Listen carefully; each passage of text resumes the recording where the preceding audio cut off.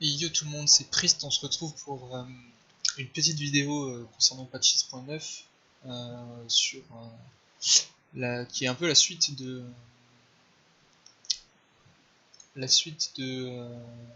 ma première vidéo sur les champions, et ici on va parler un peu de tout ce qui concerne du coup trop les champions. Du coup je vais un peu réduire la cam parce que le texte devient important. Donc on va parler de tout ce qui concerne essentiellement les items et les buffs dragons. Ça c'est la face visible de l'iceberg, mais il y a encore pas mal d'autres choses.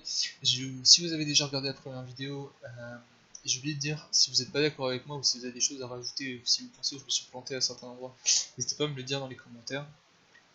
Et ce sera pareil pour cette vidéo. Si vous l'avez pas vue, je vous invite à aller la voir, mine de rien. Et je rappelle pour ceux qui n'ont pas vu la première vidéo que concernant Cassio, Vel'Koz et Vlad, je ferai des vidéos à part parce que c'est des champions que je joue beaucoup et que du coup, avec tous les changements d'objets, il faut que je fasse des tests pour voir ce qui est optimal, si les persos sont effectivement beaucoup plus forts ou pas. Donc voilà. Donc on passe sur le reste du patch, c'est-à-dire les objets et les buffs de la map, quoi. Alors, la régénération de mana est supprimée, tout simplement, mais rend 15% du mana dépensé.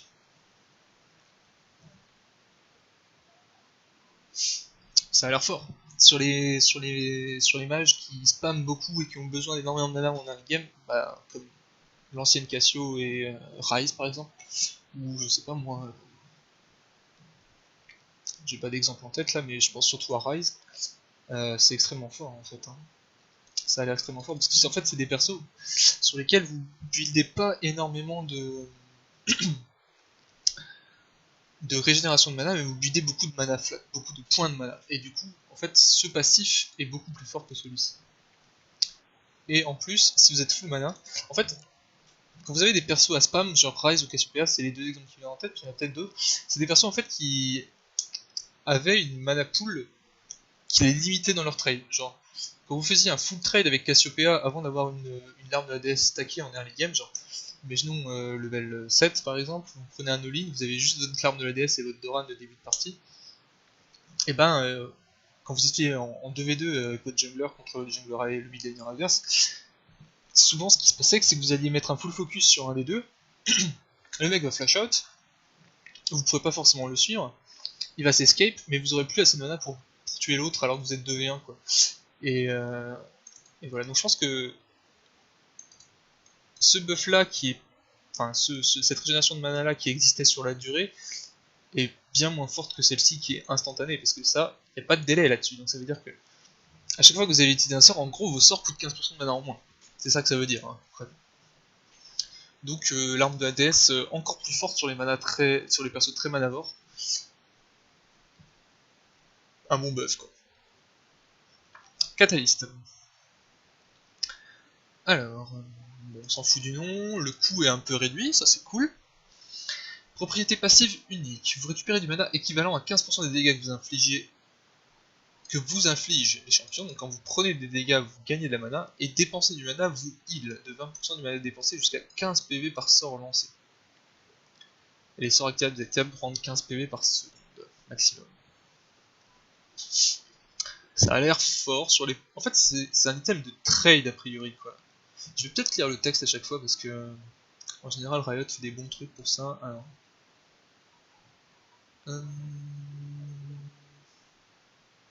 Voilà, ouais. L'objet des mages combatifs, hein, c'est ça. Donc en fait, c'est un item de trade, en fait. C'est un item qui est fort quand vous faites des trades. Parce que quand vous allez trade, vous allez mettre des dégâts et en prendre, et du coup vous allez régénérer à la fois des HP et de la mana. Ça a l'air plutôt fort sur les mages qui ont des sorts assez spammables et qui trade beaucoup, typiquement Cassiopeia par exemple, ou Ryze, ou je sais pas moi... Pourquoi c'est toujours les deux champions qui me viennent en tête? Je sais pas, je sais pas, j'ai pas d'autre idée. Mais en tout cas sur les champions qui spamment beaucoup, et qui ont envie de trade, donc des persos qui sont forts en forme de duel, ça a l'air bien. Je vais regarder vite fait la liste des champions pour avoir une vague idée de à qui d'autre ça pourrait profiter. Euh,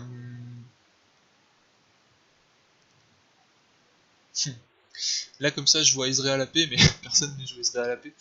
Enfin bref. Calice d'harmonie.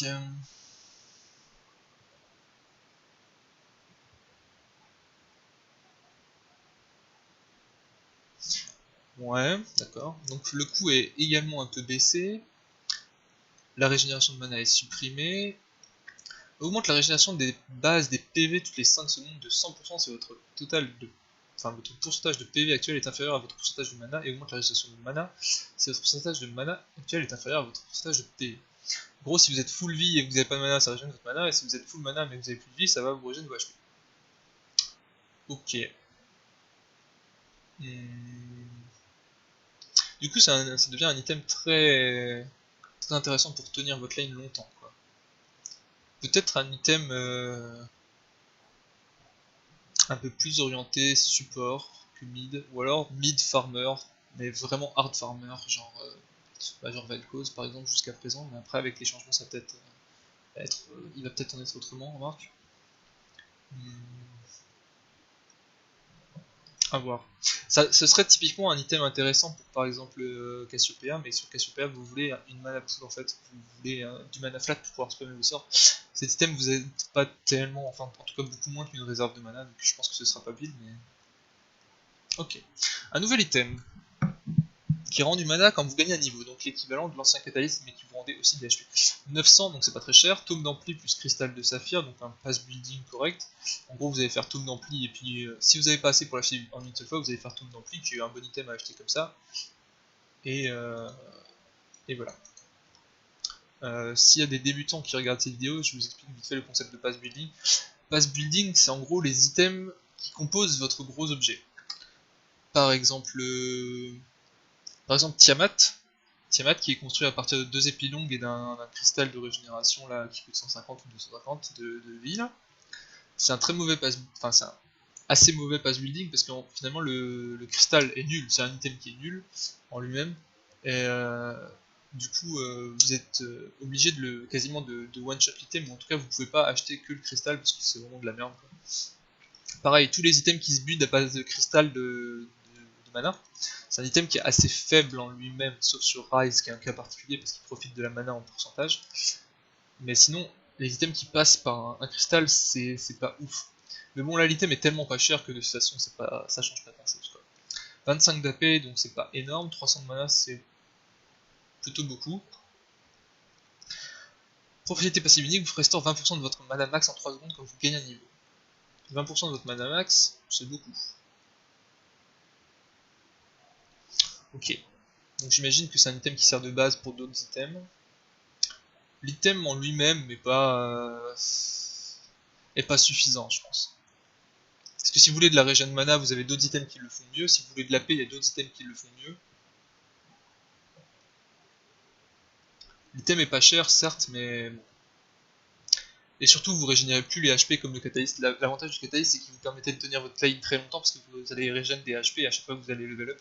Donc si vous rushez catalyste, vous faites des level up assez fréquents et du coup vous régénérez énormément d'HP sur votre lane. Mais régénérer que le mana, c'est pas ouf quoi. Codex Mephidic coûte un peu plus cher et donne 5 d'AP en plus. Ok. Bon. Ben, globalement c'est un nerf, mais ça change pas grand chose. Je pense que Riot a voulu faire ça pour équilibrer ses objets suivants qui se basent sur le codex. Plus de sort empirique. Vladimir. C'est dommage, moi j'aimais bien jouer avec Wota sur certains champions, typiquement sur Cassiopeia, et bon, sur Vlad évidemment comme tout le monde, mais sur Cassiopeia ça m'arrivait de faire un item de spellvamp pour pouvoir tenir le poke. Bâton séculaire, moins cher, puissance et mana réduit. Ok, donc 400 PO moins cher, donc c'est quand même beaucoup moins cher. 20 d'AP en moins, 100 de mana en moins et 30 de mana en moins par stack. Mais les HP d'items sont inchangés, donc toujours aussi tanky quoi. Vous perdez que 20 d'AP. Ouais. Mais l'AP par stack il change pas lui. Vous récupérez du mana qui équivalent 15% de dégâts que. Ok, donc c'est l'équivalent du Catalyst, effectivement, mais en plus fort, quoi. Parce que là, c'est 15 et 25, jusqu'à 25 PV, et le Catalyst, c'était 15, donc ça change pas, mais seulement 20 et 15 PV maximum. Donc c'est le passif du Catalyst en un peu plus fort. Bâton séculaire qui a l'air très fort, en vrai, hein. Très très fort. Mais beaucoup moins fort de base, en fait. Parce que perdre 20 d'AP flat et 100 de mana flat, c'est beaucoup, mais non rien. Même si vous offrez des items et 400 PO moins cher. En gros, c'est un item qu'il faut réussir à bien timer, je pense.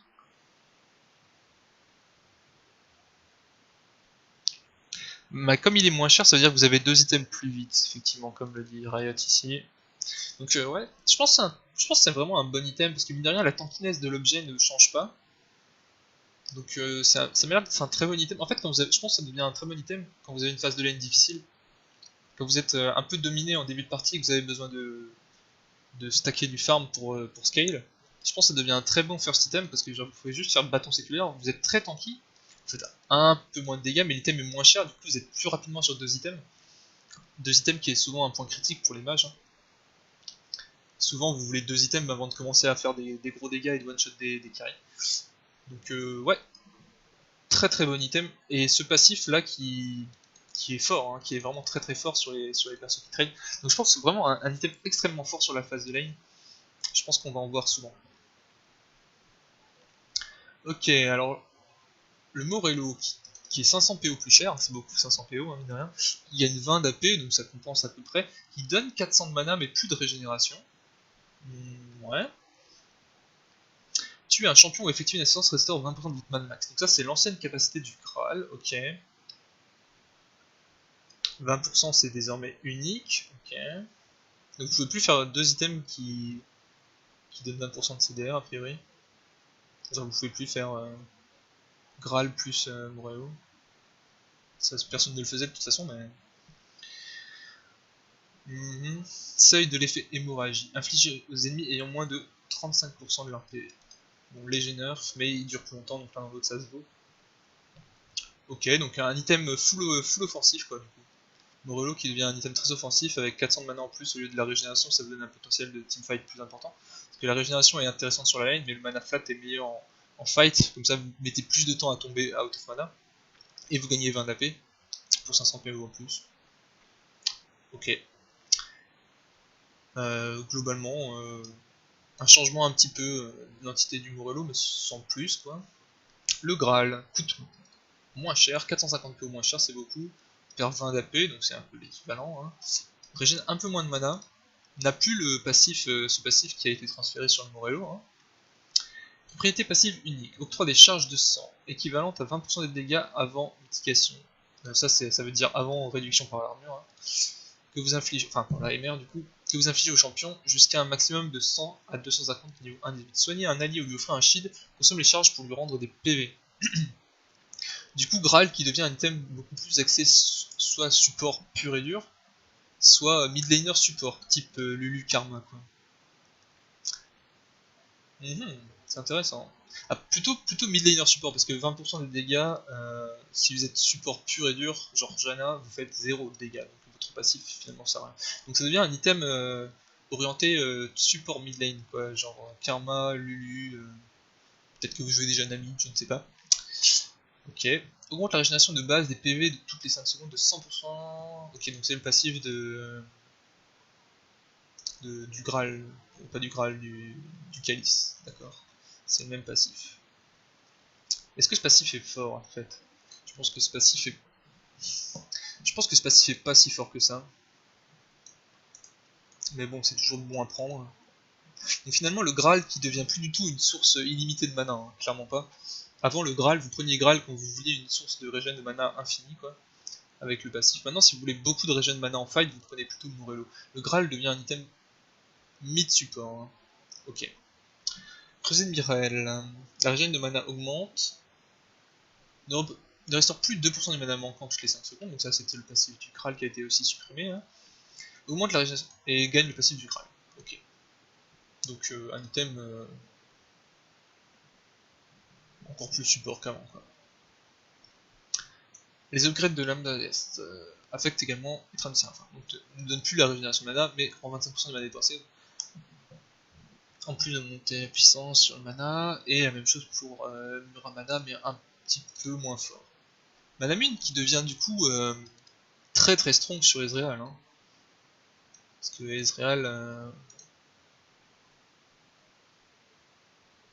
Ezreal pompait énormément de mana quand vous faisiez Manamune enfin quand vous faisiez Muramana tout simplement en fait. Du coup extrêmement fort sur Ezreal ça. Très très fort sur Ezreal. Et ça, bah, très très fort sur Ryze, très très fort sur Cassio, tous ces persos qui ont besoin de beaucoup de mana pour pouvoir spammer leur sang à l'infini. Sceptre Abyssal, plus cher, moins d'AP, plus de RM, 10% de CDR, ça c'est ouf ça, c'est ouf. Et le Halo passe de 20 à 10-25% des niveaux, mais ne s'applique plus aux sbires, ça c'est un gros nerf de rien aussi. Donc on récapitule. Un item beaucoup plus défensif, puisque vous perdez 10 d'AP pour gagner 10 de RM sur un item plus cher, mais vous gagnez 10% de CDR. Donc un item beaucoup plus défensif. Et un item qui gagne en puissance au fur et à mesure de la partie pour être un peu plus fort en late game, et beaucoup moins fort quand vous faites... En fait, en termes de first item, le potentiel de Sceptre Abyssal en first item est beaucoup moins important.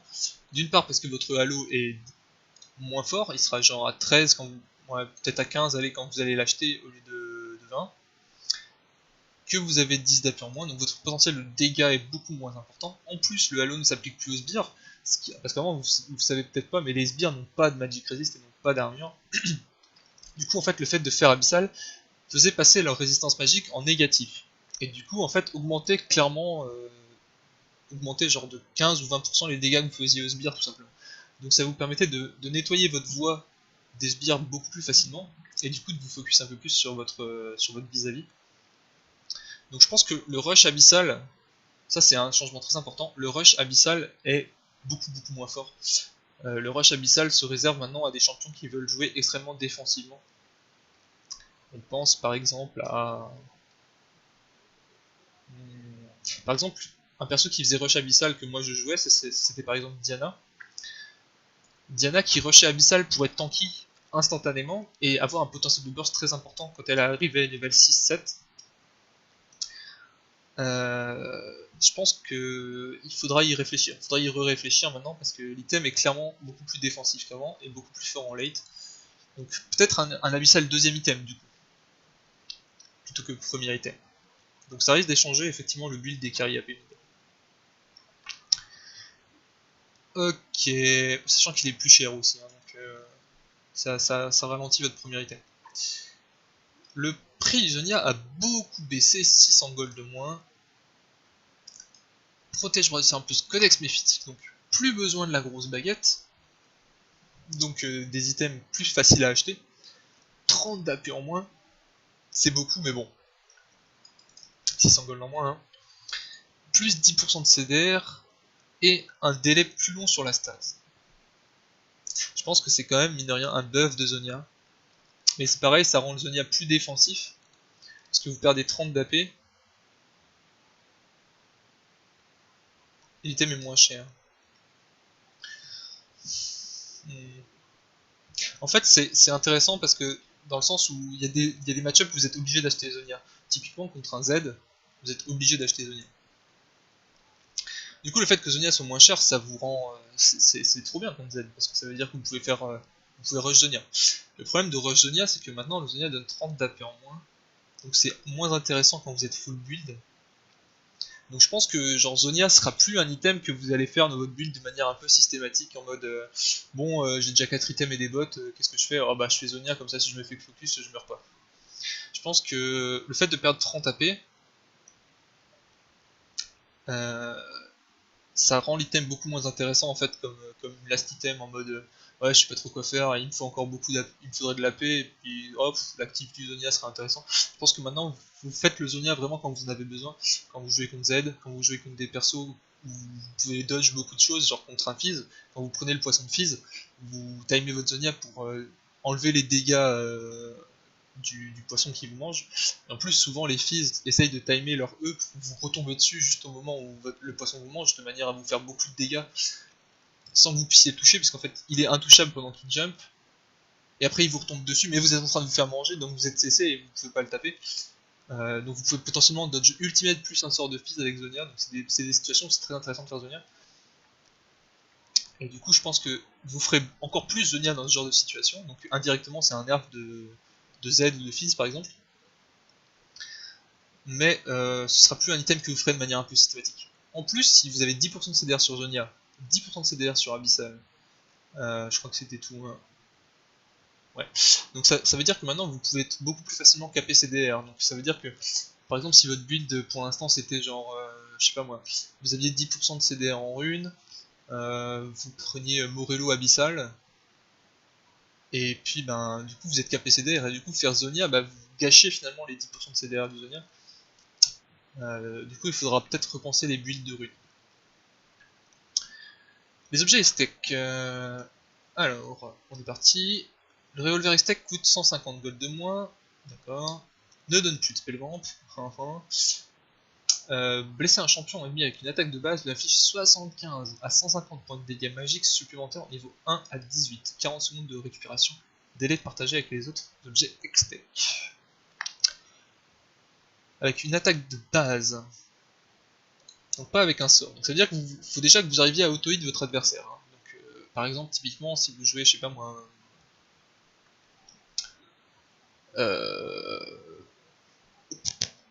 un perso avec très peu de range et qui a pas de dash, il n'y a pas beaucoup au mid, hein. Ça se joue pas trop au mid. Bon, j'ai pas d'exemple en tête. J'ai pensé à Diana, par exemple une Diana qui a un perso corps à corps, si vous pouvez pas aller au corps à corps pour placer votre auto-attaque, et ben vous passez jamais les dégâts. En fait. Déjà l'item sert à rien si vous pouvez pas auto-attaque. Ou un perso qui a une canalisation très longue, par exemple un Malzahar. Malzahar, vous allez mettre tous vos sorts et après vous allez ulti, donc en fait vous avez jamais l'occasion d'auto-attaque, du coup l'item sert à rien. Hmm. Alors qu'est-ce qu'ils disent là-dessus, parce que je suis un peu, je comprends pas trop. Blablabla. Bla bla bla.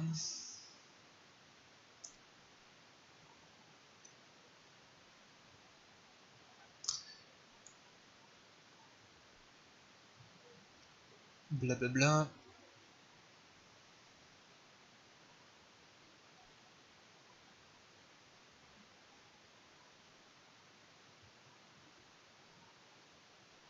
Ouais, c'est ce que je pensais, ouais. Je pense qu'en fait, 75 points de dégâts en plus pour un item qui coûte 1000, sachant qu'il donne à côté de l'AP, c'est beaucoup, beaucoup de dégâts. Donc je pense que c'est un item qui, genre, que vous allez acheter quand vous êtes devant, en fait. Je pense que quand vous voulez vraiment un gros burst. Quand vous voulez un gros burst pour essayer de snowball votre lane, en mode, bah j'ai tué le mec une fois, ouais genre, admettons mon jungler me campe, je prends un kill, plus une assist sur le jungler adverse, j'ai 500 gold de plus que mon adversaire. Bon bah j'achète pas mon deuxième Doran, j'achète directement cet item là et j'ai un burst qui fait 90 points de dégâts en plus. 90 points de dégâts en plus, c'est beaucoup plus que l'AP que vous auriez pu acheter avec ce gold. Hein. Après c'est toutes les 40 secondes, mais 40 secondes c'est pas très long, hein, mine de rien. Ça vous permet de mettre une grosse phase de poke toutes les X. Peut-être, franchement, ça a l'air vraiment fort comme item en early game. Je me demande si rush cet objet sur un mage qui a une facilité d'auto-attaque, qui peut facilement bouger sur sa lane en mode j'avance, je te mets un sort plus une auto-attaque boostée par le passif et après je recule et toi tu peux pas venir me chercher. Ce serait pas intéressant de rush ce genre d'item. Faut voir. Alors, le GPL Extec 800, 3000, donc c'est cher. Revolver, donc le revolver, donc qu'on avait vu juste avant, plus catalyse de l'éternité, donc le nouveau catalyste protecteur. Quoi. 80 d'AP, c'est quand même pas mal. 300 HP, 400 mana, c'est pas dingue, mais c'est toujours ça. Propriété passive unique, vous récupérez du mana équivalent. Donc ça c'est le passif du catalyste, encore et toujours. Propriété active unique, tire des orbes de givre qui explosent et inflige 100 à 200 points de dégâts magiques au niveau 1 à 18. Les ennemis touchés sont ralentis de 65% et sont activement diminués en 0,5 secondes. Ratio d'orbe de givre 0,35 AP.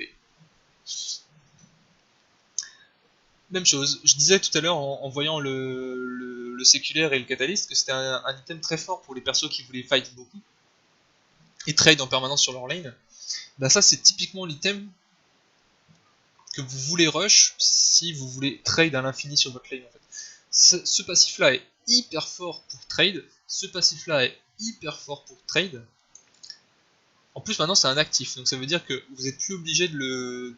C'est plus un passif je crois, parce que là c'était voilà, c'était un passif qui proquait sur votre auto-hit. Maintenant c'est un actif qui a un ratio d'AP, qui vous rajoute un gros burst, un petit slow pour essayer d'attraper votre adversaire, avec des stats très correctes en termes de dégâts, pas ouf en termes défensifs, mais ça va quoi. Ça a l'air extrêmement fort comme item à rush si vous voulez trade très souvent sur votre lane. Après bon, ça a beaucoup de counter, il suffit que votre adversaire joue un perso avec beaucoup de range que vous pouvez pas trade et l'item sert à rien. Il suffit que le mec dise bon bah de toute façon ma lane est perdue, je me casse du mid, je vais au bot et j'envoie ma bot lane au mid et vous pouvez pas trade de V1 donc vous êtes niqué. Il y a beaucoup de counter à cet item, mais en pur 1v1, ça a l'air extrêmement fort. Proto ceinture Extec 01, 2500, revolver plus gym exactant, 60 d'AP, 300 PV, 10% de CDR. Donc des stats ok pour le prix sans être fantastique. Pareil pour ça, ça c'est des stats ok pour le... C'est même un peu faible. Honnêtement ça, juste les stats c'est un peu faible pour le prix, mais les passifs sont tellement forts que ça compense. Là les stats sont ok. Propriété active unique, vous vous projetez en avant et tirez une Nova d'orbe de feu qui affiche 75-55 de dégâts magiques au niveau 1 des ennemis touchés par plusieurs orbes de feu subissent 20% de dégâts par orbe supplémentaire, toujours 40 secondes de récupération et toujours 0,35 AP.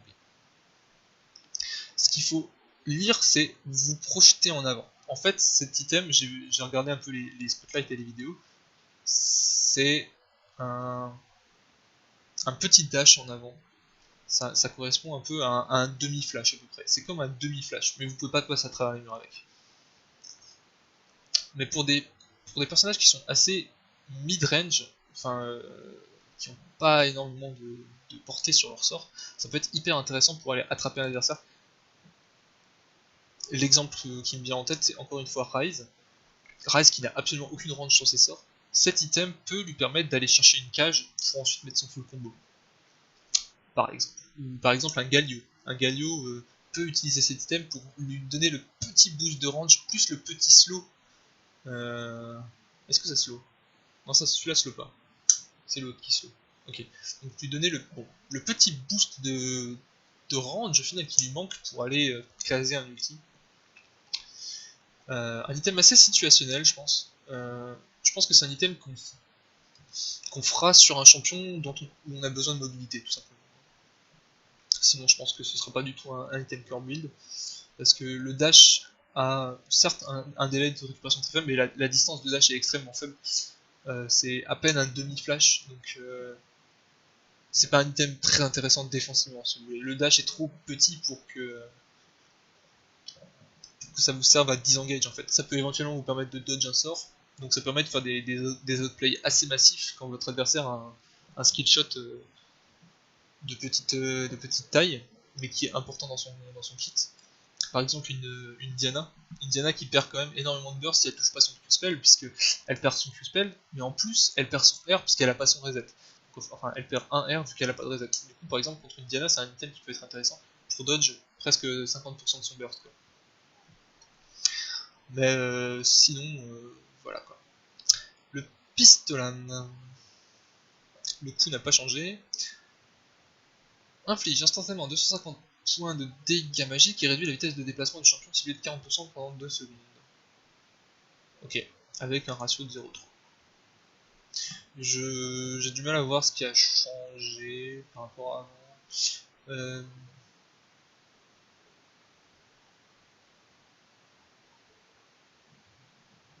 Ok. Il a pas l'air d'avoir énormément changé. Alors les dragons.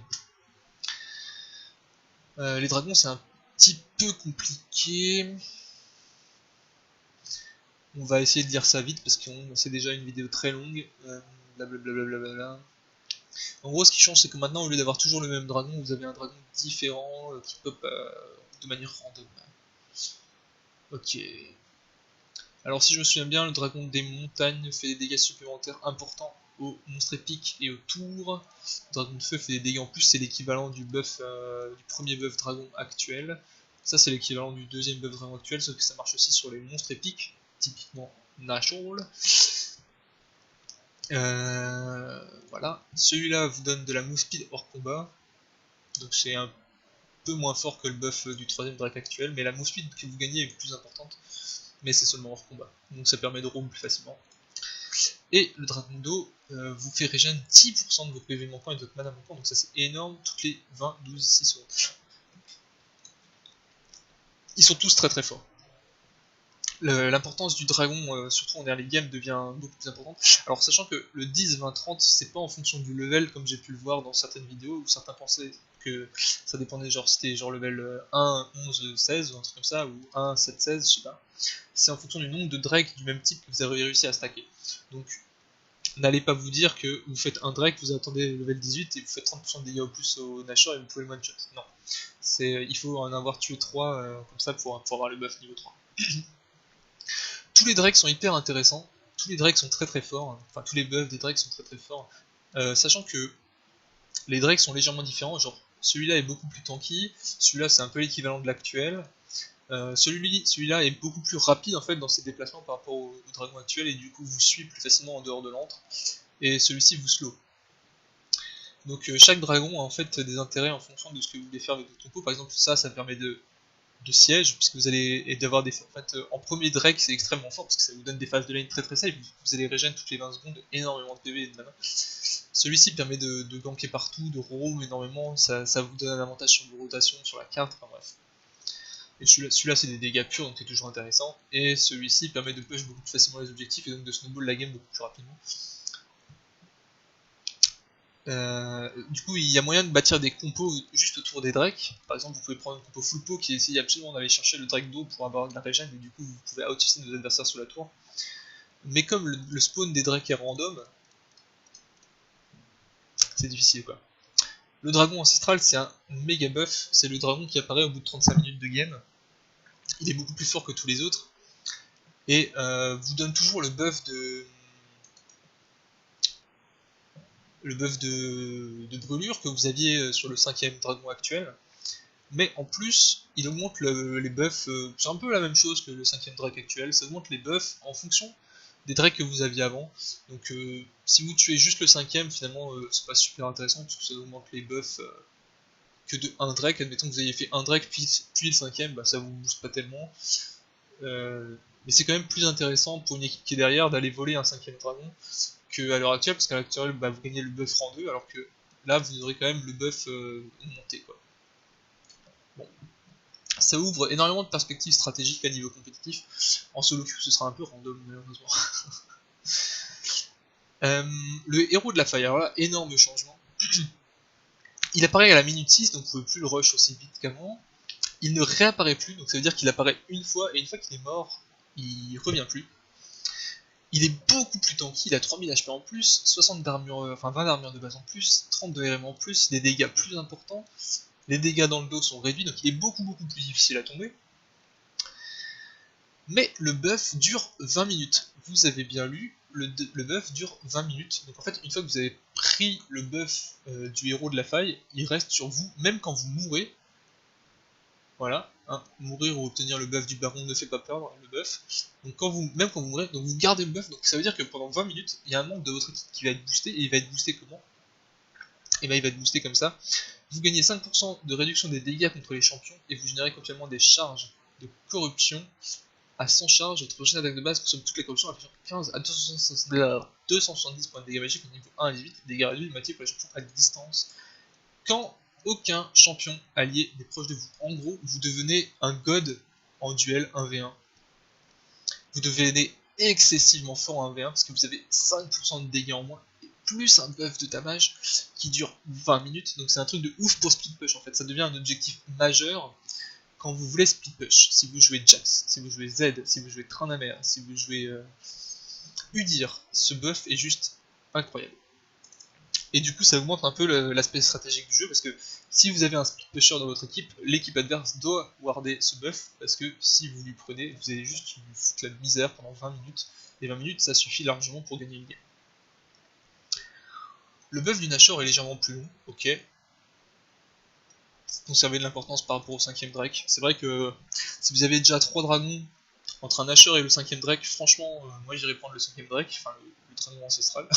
Du coup le fait qu'il buff un peu ça, ça change un peu les choses. Les buffs rouges et les buffs bleus. Les buffs rouges et bleus durent 120 secondes pour la première fois, puis 90, ok, bon.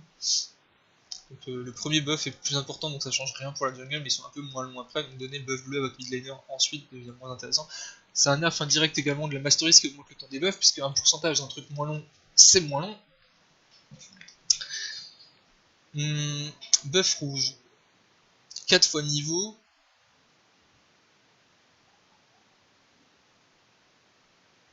Ouais, 1,53 secondes, c'est si vous êtes mêlé ou range. Ça passe de 4 fois le niveau à 2 plus 2 fois le niveau. En gros, c'est pareil level 1 et après c'est moins fort, quoi. Donc les dégâts du rouge sont un peu nerfés sur la durée, mais inflige désormais un tic de dégâts immédiats à l'application ou à la réapplication, en plus d'appliquer et prolonger l'effet.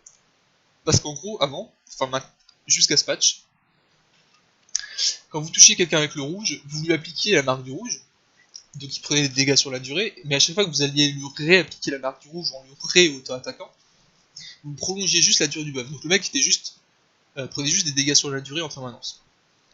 Maintenant, vous infligez un tic immédiat. Donc ça veut dire que si vous avez un champion avec une certaine quantité d'attaque speed, typiquement les carry AD, et que vous laissez le buff à votre carry AD, à chaque auto-hit, il va instantanément mettre un proc dégâts, au lieu de juste refresh le buff. Du coup, c'est une augmentation de DPF significative pour un perso qui a beaucoup d'attaque speed. Bon, en échange, les dégâts sont un peu moins importants. Donc je pense que c'est un gros buff sur les persos d'attaque speed. Et c'est un nerf sur tous les autres persos, tout simplement. Il faudrait théorie crafter pour savoir à partir de combien d'attaque speed les dégâts sont even. Mais je pense qu'il faut plus qu'une attaque par seconde, quoi. Ralentissement 10, 15, 20%, 10, 15, 25. Donc le slow est un peu plus important en late game, donc toujours très fort sur les carry AD pour kite. Hein. Donc encore plus important qu'avant de laisser le red buff au carry AD. 1% des PV max toutes les 5 secondes à tout moment. 1, 3, 9% des PV max toutes les 5 secondes au niveau 1, 6, 11. Quand vous ne combattez pas de champion, du troll monstre. Donc le buff devient énorme, genre 10% toutes les 5 secondes, quand vous ne combattez pas de champion de troll maître. Donc hors combat quoi. La régène devient dingue hors combat. Ok. C'est important ça, mine de rien. Je n'ai pas encore en tête dans quelle situation ça peut changer les games, mais même chose si vous jouez un split pusher, je pense que ça peut être intéressant de laisser genre un red buff sur un jet ou un Tryndamere. Si le slow augmente sur ces persos à forte dose d'attack speed, ça vous permet de chase encore plus facilement votre cible, de faire plus de dégâts et de régène de ouf entre deux fights. C'est-à-dire que vous allez split push, si les mecs font l'erreur de vous envoyer un adversaire solo qui peut pas vous tenir, vous le tuez ou au minimum vous le faites back, vous continuez à taper sa tour et pendant qu'il back vous continuez à taper sa tour et en plus vous allez régène genre au moins 20% de vos HP jusqu'à ce qu'ils reviennent quoi. Ou qu'un deuxième mec vienne. Le buff bleu passe de 2 à 36 d'AP à 15% d'AP. Donc on va faire le calcul vite fait. Pour que 15% ce soit supérieur à 36, il vous faut beaucoup d'AP je pense. Si vous avez 100, ça fait... non même pas, il vous faut 230 AP pour que ce buff soit supérieur à celui-là. Sachant que c'était level 18. Donc en fait si vous prenez le buff bleu sur un mage, vous avez un bonus d'AP beaucoup plus important qu'avant.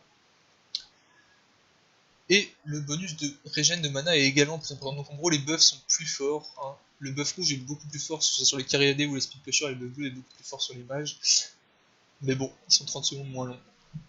Donc il faudra mieux timer ces buffs, tout simplement. Ça en gros ça dit juste que vous avez des indicateurs qui vous aident à savoir quand est-ce que le Drake repop, quand est-ce que le Nashor repop, pour dire au type attention, il faut aller voir le Nashor, sinon on va se le faire voler dans 30 secondes parce qu'il va repop. Donc ça va aider les gens qui sont un peu aveugles de la map en solo queue. Les tours.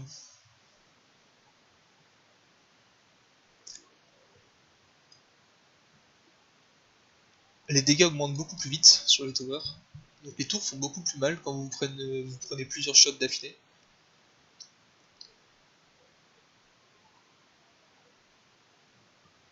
Les dégâts d'échauffement ne se réinitialisent plus partiellement quand les toiles changent de cible.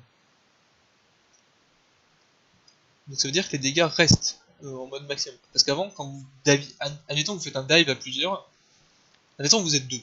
Vous divez votre top laner avec votre jungler. Vous allez tanker la tour, genre 3-4 shots avant de back, pendant que votre jungler prend le kill. Le truc c'est qu'avant, quand vous sortiez de l'aggro de la tour allait focus votre jungler forcément, qui lui était resté pour tuer le gars, et les dégâts de la tour étaient partiellement réduits parce que la tour avait changé de cible. Maintenant, les dégâts ne sont plus réduits, donc ça veut dire que vous aurez certainement tanké au moins 2 voire 3 coups de tour, donc votre jungler va prendre instantanément des hits à 250% des dégâts de la tour, il va faire la gueule. Hein. Donc les dives early game, compliqué. Donc voilà, les dégâts de la tour augmentent beaucoup plus vite en fait, puisqu'en 3 shots vous êtes à fond alors qu'avant c'était 4 et vous perdez plus 5% de dégâts. Donc les tours font beaucoup plus de dégâts beaucoup plus vite. Ok. Par contre elles sont 700 PV moins tanky, mais elles gagnent de l'armure et de l'ARM. Et elles sont désormais sensibles aux effets de pénétration d'armure et de pénétration magique. C'est intéressant ça. Ça veut dire que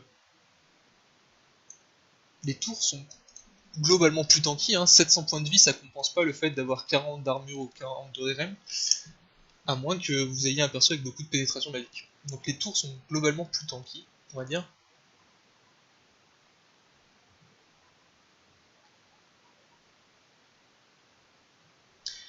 Et les tours sont beaucoup plus tanky en early game, même contre les minions.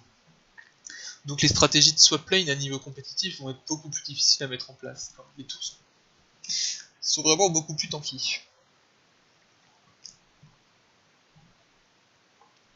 Donc les stratégies à base de push de tour en early game vont être grandement remises en question. En fait j'ai l'impression que Riot essaye de nous dire ce qu'il faut c'est prendre les objectifs neutres et pas forcément que les tours quoi. Par contre les dégâts sont extrêmement réduits en cas de backdoor. Dégâts de la puissance contre les toiles. Quand votre puissance est supérieure au double de vos dégâts d'attaque supplémentaires, vos attaques de base contre les toiles sont augmentées de 50% de votre puissance au lieu de 100% de vos dégâts d'attaque supplémentaires. Ok. Donc un buff pour que les mages puissent taper les tours, quoi. Donc encore un buff des mages. Récompense des tours. Tower extérieur. 300 PO local, mais 100 par équipier. Donc plus de gold pour vous qui pêchez la tour et moins pour votre team. Même concept. Même concept. Purée, il y a encore tellement de trucs. La vidéo fait déjà 45 minutes quasiment et il y a encore tellement de trucs à dire, putain. On va essayer de faire très vite. Allez. Les monstres non épineux ne avez plus d'expérience qu'à leur tueur. Ok, vous pouvez plus cher les meufs. Bon, on s'en fout. Quand vous tuez des monstres, tous les objets de jungler ne vous émettront d'expérience supplémentaire par niveau que le monstre a de plus que vous. Ok, donc ça c'est bien si vous êtes AFK et que vous revenez et que vous dites oh putain il faut que je ferme vite ma jungle. Sinon, lâchez 50 d'expérience. Ah, plus d'XP, d'accord. Plus d'XP pour les junglers globalement. Beaucoup plus d'XP pour les junglers même. L'expérience totale obtenue dans la jungle a été ajoutée en raison des changements ci-dessus. Ok, donc vous avez globalement plus d'XP quand vous êtes jungler. Ni d'aller, hashtag je suis level 6 avant mes laners. Hein. La durée de mort a été réduite parce que c'est vrai que c'était un peu frustrant de dominer toute la game, de se faire retourner un fight, genre vous étiez à 15-5 dans votre game, vous avez votre top laner qui fait check, qui meurt, vous êtes en 5v4, vous perdez le fight et les mecs finissent dessus parce que les timers sont tellement longs que le temps que vous ressuscitiez, les mecs ont pris 2 inhibs. C'est vrai que c'est un peu frustrant. Le Doufoyer a été un peu nerf, a été beaucoup nerf même, d'accord. Le Doufoyer a été gravement nerf. Azir. Ok. Ça c'est un nerf finalement, mais ça change pas énormément, c'était rare. Ilaoi, ça m'intéresse parce que moi je joue Ilaoi. Ok, le buff est beaucoup moins long. Je l'avais déjà lu en fait ça. Le buff est beaucoup moins long, mais les tentacules spawnent beaucoup plus vite autour de votre adversaire. En gros, avant le buff d'Ilaoi c'était de temps en temps, le mec avait un tentacule qui lui spawnait dessus et il dodgeait le truc, il lui détruisait et puis c'était réglé quoi. Mais c'était très long donc quand vous étiez en train de faire autre chose ça peut parfois être gênant mais sans plus quoi. Maintenant le buff est beaucoup plus court, même si 12 secondes ça reste long. Et pendant ces 12 secondes vous avez beaucoup de tentacules qui spawnent et ils spawnent plus proches les uns des autres. En gros ça veut dire que quand vous allez réussir à maudire le mec va être obligé de faire vraiment. Vous pourrez quasiment plus trade en fait pendant 12 secondes. Quoi. Kindred, le Q est moins fort dans les tout premiers rangs, donc ça va énormément réduire le potentiel d'invade très early de Kindred, parce que level. En gros, quand vous allez invade, vous allez être level 3 et vous aurez donc votre sort en 1 et vous aurez le double de CD sur votre Q et ça change tout.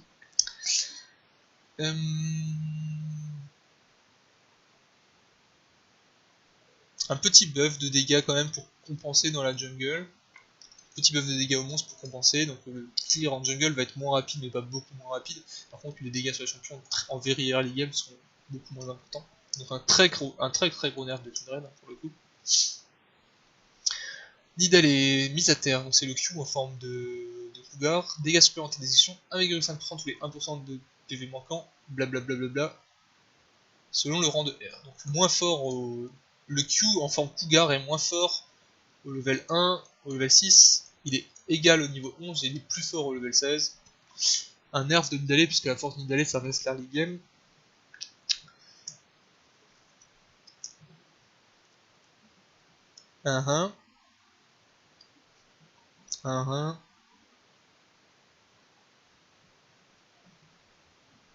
Ça c'est cool, parce que des fois ça faisait rater les bugs. En gros, quand vous jumpiez sur le mec, vous castiez instantanément votre E en vous disant il va pop au moment où je vais arriver sur le mec, sauf qu'il partait dans la direction que vous aviez ciblée au moment où vous étiez en train de jump, et du coup des fois ça vous fait rater votre bolas, donc petite simplification du gameplay de Rengar. Ok, bon, ça je savais même pas que ça existait comme bug, on s'en fout. Ok, c'est surtout des corrections de bugs, donc on s'en fout un peu.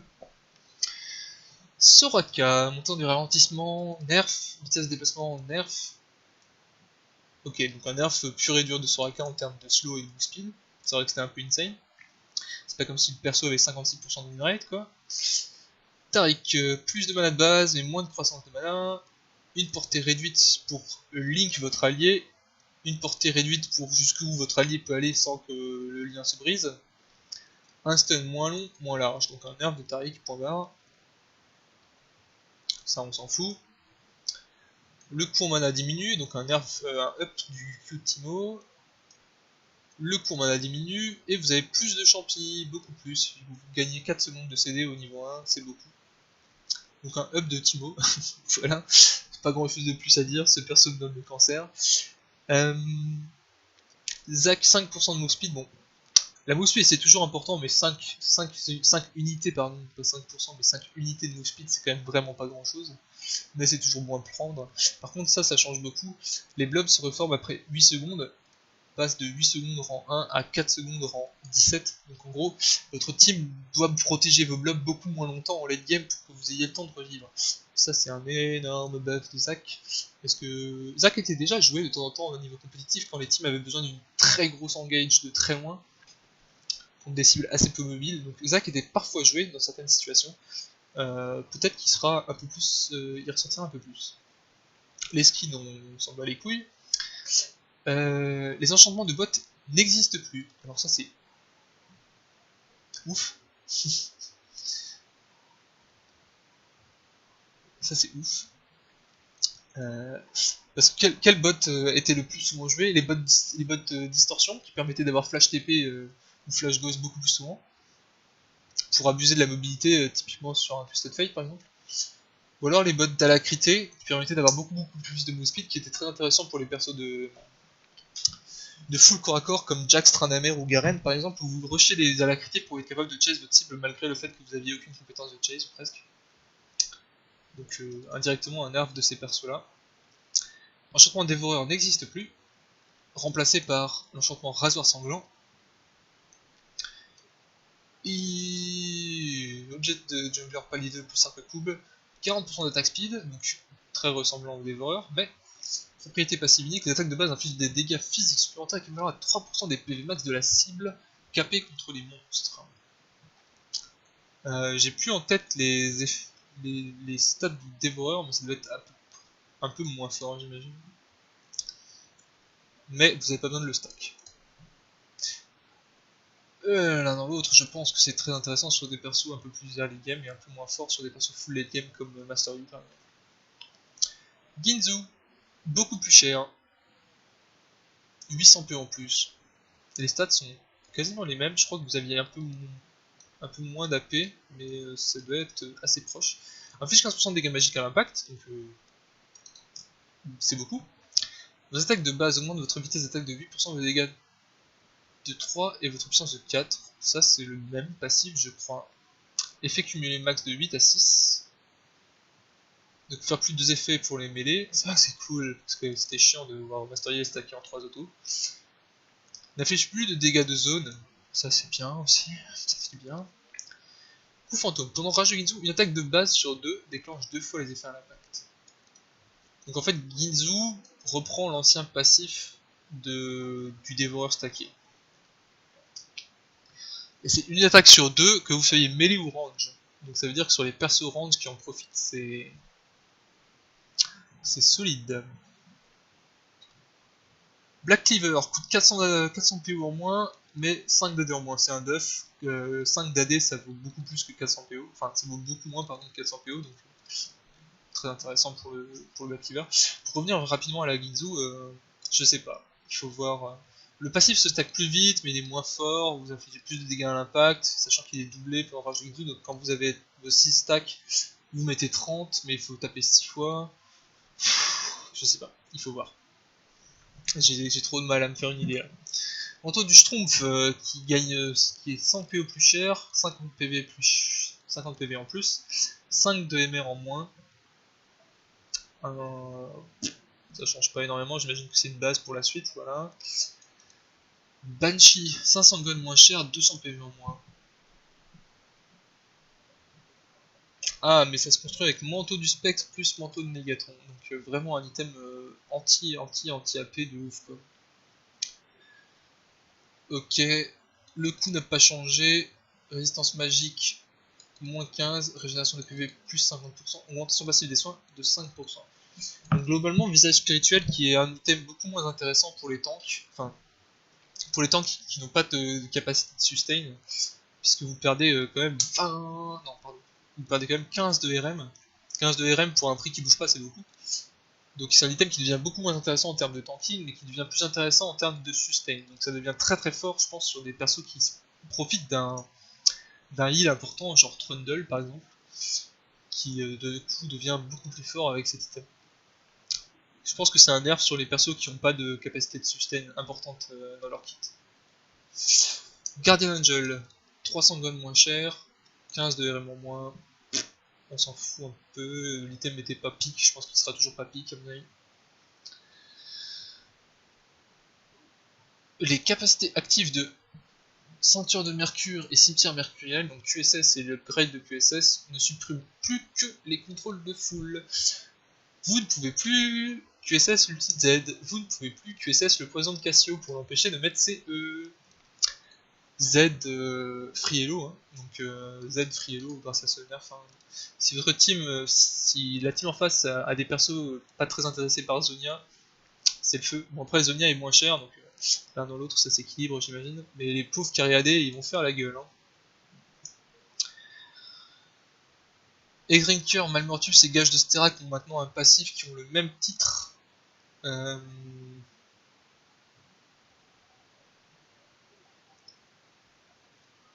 Donc en fait vous pouvez plus stack Malmortus plus Sterak vu que les deux effets ne proceront pas.